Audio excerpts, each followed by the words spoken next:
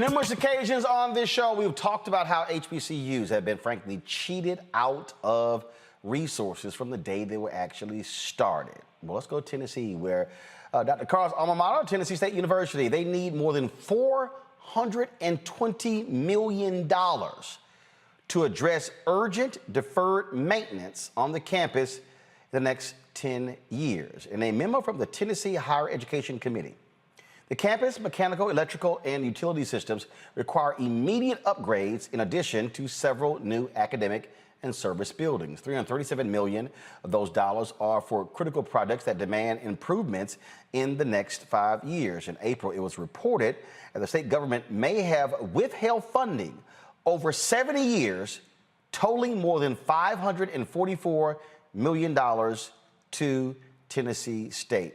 You know, Greg, when I was at Fisk University a couple of weeks ago as a scholar in residence, I sat down with the president, and he told me that they are now building, because of the resources that have come in the last year, and let's also be clear, it was the death of George Floyd that spurred a lot of money that have been coming HBCU's way. On Fisk's campus, they are building their first new classroom building since the Eisenhower administration. They had not built a new classroom building on the campus of Fisk since Eisenhower was president of the United States. This report here about Fisk, and this is what people don't seem to understand when we talk about the problems at HBCUs. It's one thing when you talk about getting new students in, and sure, you're talking about dorms, but if you have most of the problems for many HBCUs, they are old facilities because they literally have not had the resources to retrofit new buildings or to tear down old buildings that don't function well in the 21st century and replace them with new buildings. The money hasn't been there. That's right, Roland, of course. And it's interesting you mentioned Fisk because, of course, we have private HBCUs and we have public HBCUs. And so the private HBCUs are in even more dire straits in many ways, many of them. The public HBCUs, and when you talked to the president of Alcorn the other week, I think it was very important to understand that Mississippi, as you've had Alvin Chambliss on, our brother Alvin Chambliss, who has talked about this for years. Most of our HBCUs are in southern states where the white legislatures and the white nationalist party have been starving them. And before that, when the white nationalist party was centered in the Democratic Party, they starved them for decades. Now, the irony is Tennessee State is a good case study. When I was an undergraduate there and student body president, and my brother followed me 2 years later as student body president, we took over buildings. My brother, they occupied the downtown campus of Tennessee State for over a week. And as a result, the governor of Tennessee, Ned Ray McWhirter, a Democrat at the time, put in money in the federal and in the state legislature to get new buildings and new facilities. The Student Center was one of those buildings. But it doesn't make up for deferred maintenance because now they're saying Tennessee State needs a new Student Center. But the problem is this. The problem is that the new buildings, the new money, Jackson State has had new money. We see what is happening in Maryland now at Bowie State and at Coppin and Morgan, new buildings. One of the strategies to lessen the footprint of black students at HBCUs, as it was made in the stipulation of settlement back in the 1980s at Tennessee State, Geyer versus Alexander at the time, was that we need new buildings and a new physical plant to attract white students. So there are a lot of moving parts going on. At Tennessee State, they wanted to close Jefferson Street, make it a closed campus to attract white students because they wanted that not to be a black thoroughfare. As you know, Fisk, Meharry, Tennessee State, all within several blocks of each other. This is a delicate calculus because it's one thing to engage in deferred maintenance. It's another thing to tear down all the buildings and build new buildings in an attempt, in part, to create a new campus footprint and perhaps even a new campus image. I mean, I have mixed feelings about this. I really do, because all of our schools are owed the money, but you don't know what else is at stake. And so, I mean, it's something I have to really think through. Let's get the money, but I don't know if I'm for tearing down all the damn buildings. But the issue we talk about tearing down buildings, because look, when my old high school was torn down, the reality is it was filled with asbestos. They couldn't, I mean, you're trying to put in fiber optic lines, trying to retrofit buildings for new technology simply isn't doable.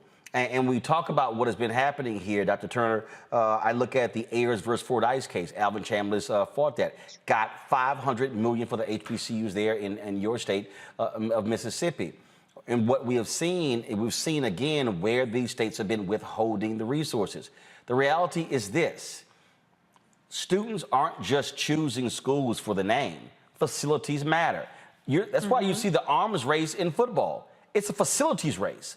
You got folks, I mean, you got these major schools, they're putting barbershops and lounges and all kind of stuff in their football facilities because they are competing against other institutions who are doing the exact same thing. And so folks are like, yo, we need our kids to go to HBCUs, but the student is sitting there saying, I'm not trying to go to a raggedy school. I'm not trying to go to a school where, in terms of where you don't have elevators or you're sitting here and you don't have strong Wi-Fi. I mean, you know, Howard University got hit with a cyber attack.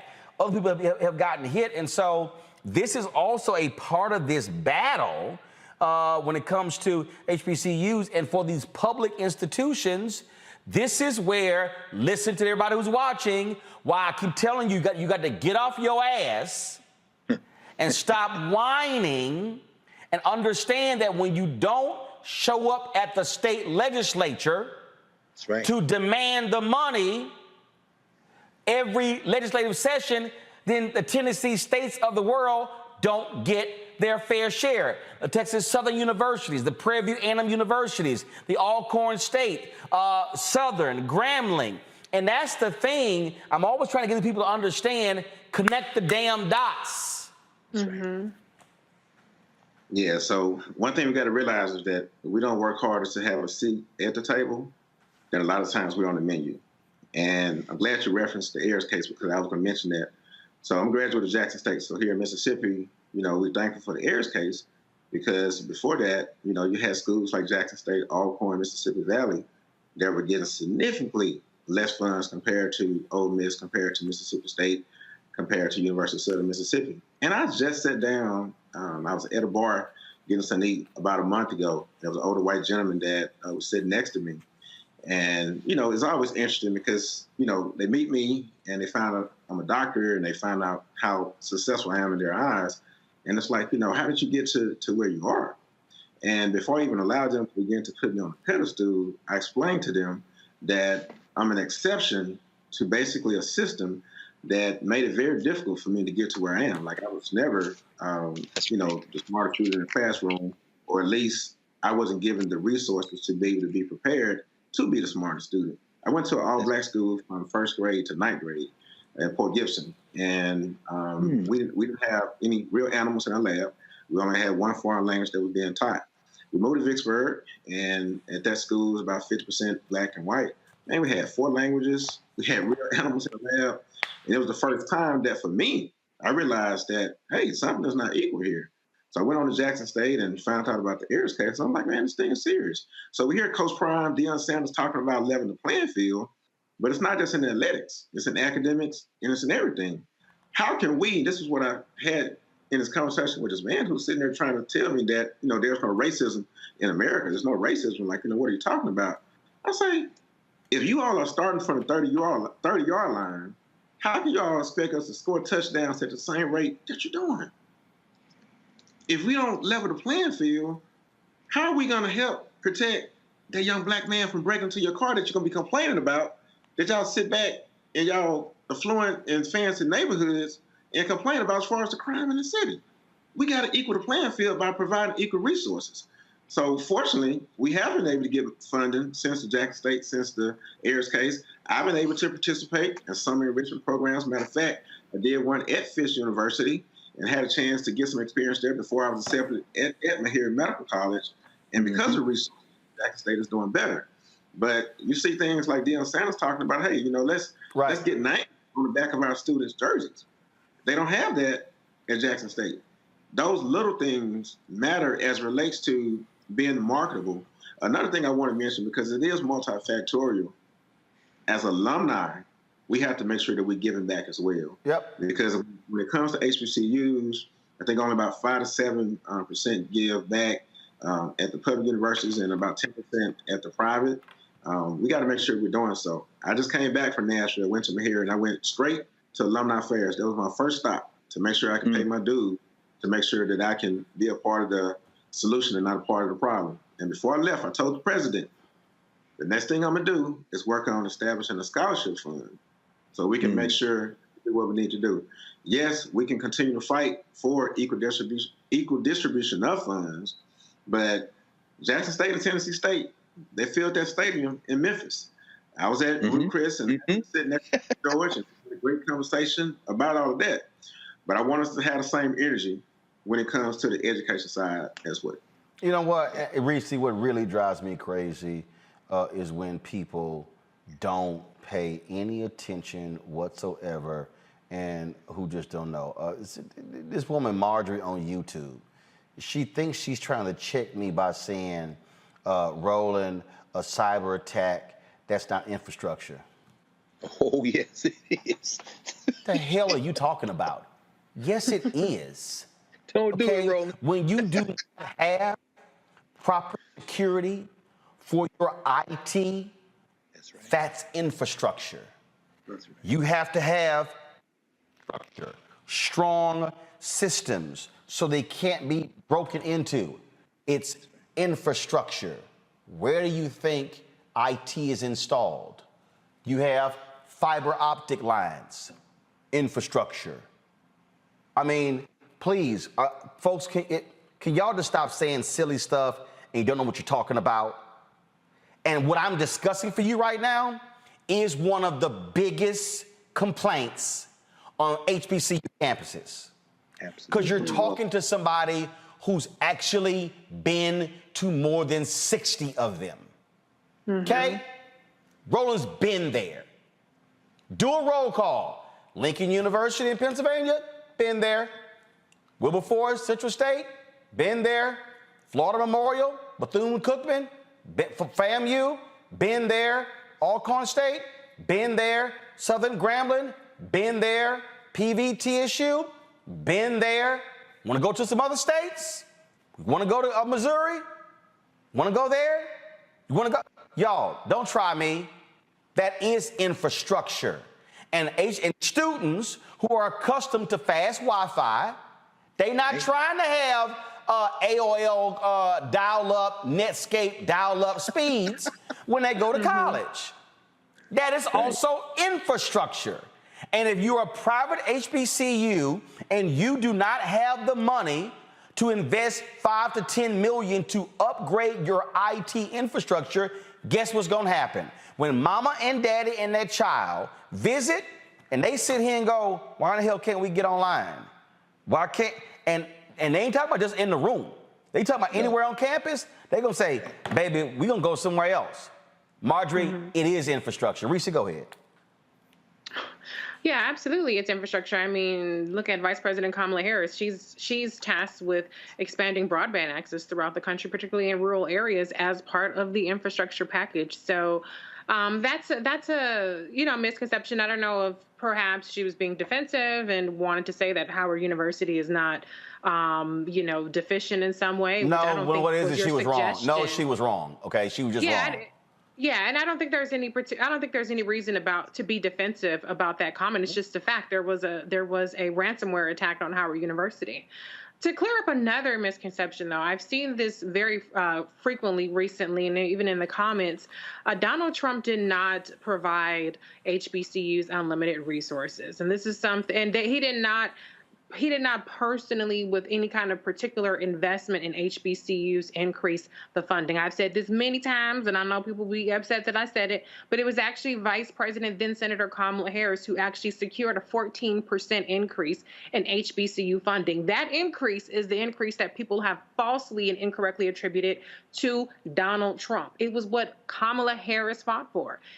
On this topic of HBCU preservation, it was Vice President, then Senator Kamala Harris, who spearhead or led the charge in the Senate to actually get the HBCU historic preservation funds reauthorized, which was, now it sounds like a drop in the bucket. It was $10 million a year for 7 years, but that got through the Mitch McConnell Senate. That is something that she was laser focused on.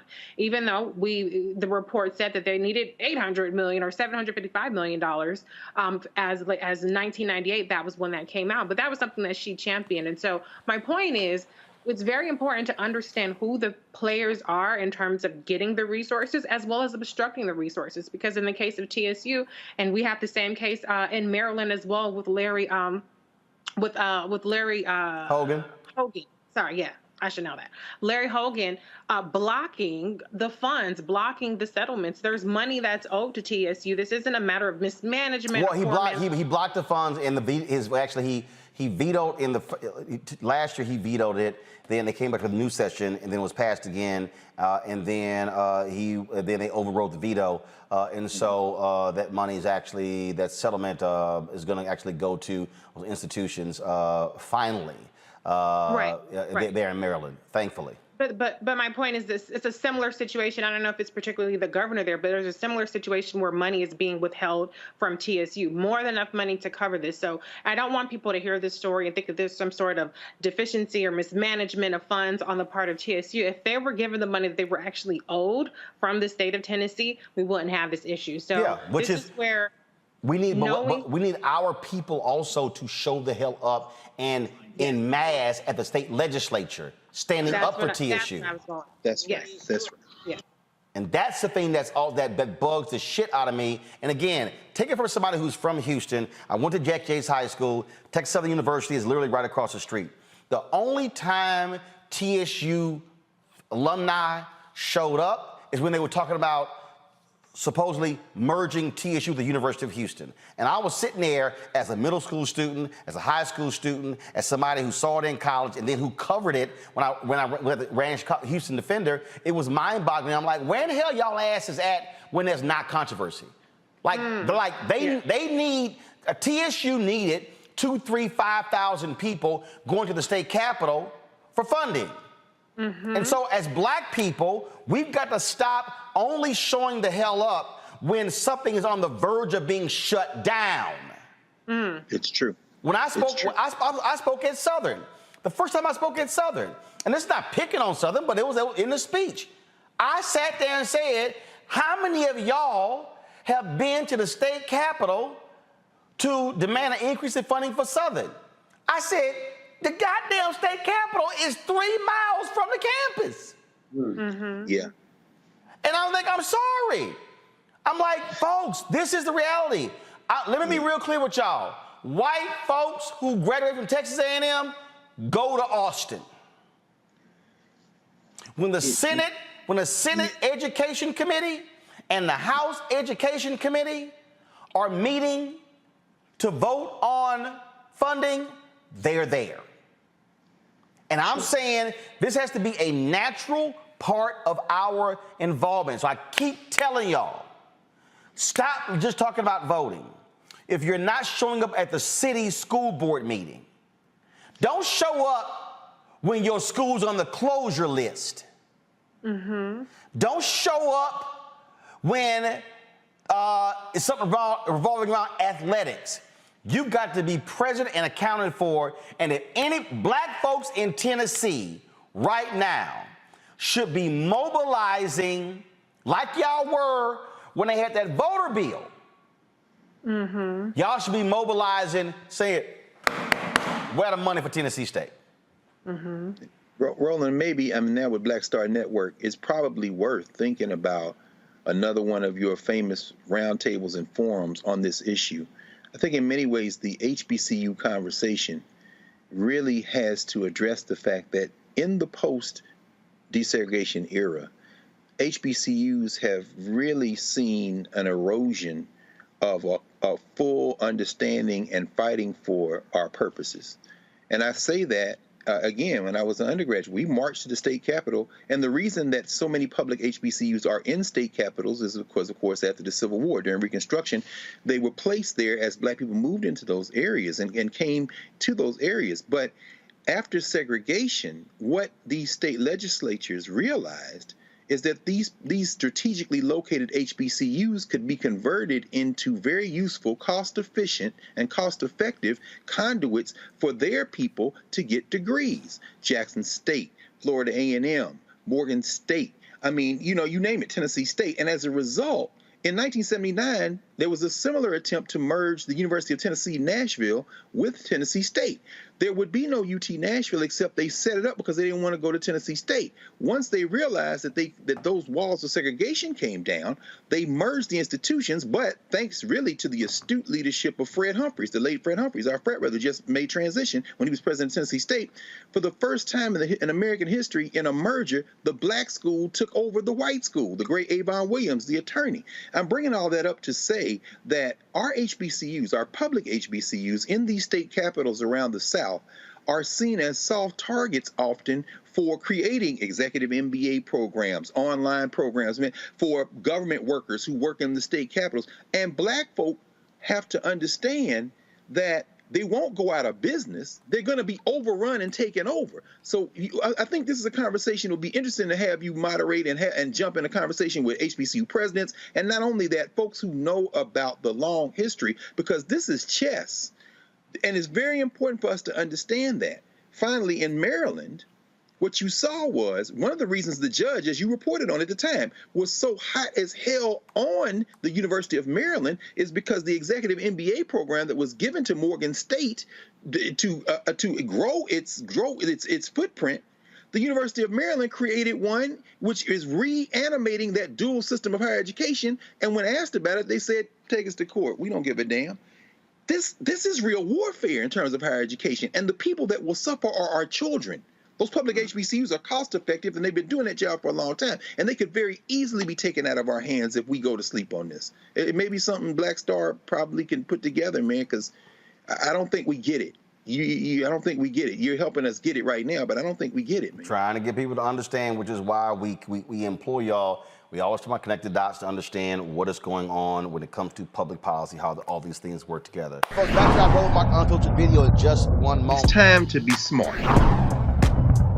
Roland Martin's doing this every day. Oh, no punches! Thank you, Roland Martin, for always giving voice to the issues. Look for Roland Martin in the whirlwind, to quote Marcus Garvey again. The video looks phenomenal, so I'm really excited to see it on my big screen. Support this man, Black media. He makes sure that our stories are told. See, there's a difference between Black Star Network and Black-owned media and something like CNN. I got to defer to the brilliance of Dr. Carr and to the brilliance of the Black Star Network. I am rolling with Roland all the way. Honored to be on a show that you own. A Black man owns the show. Folks, Black Star Network is here. I'm real revolutionary right now.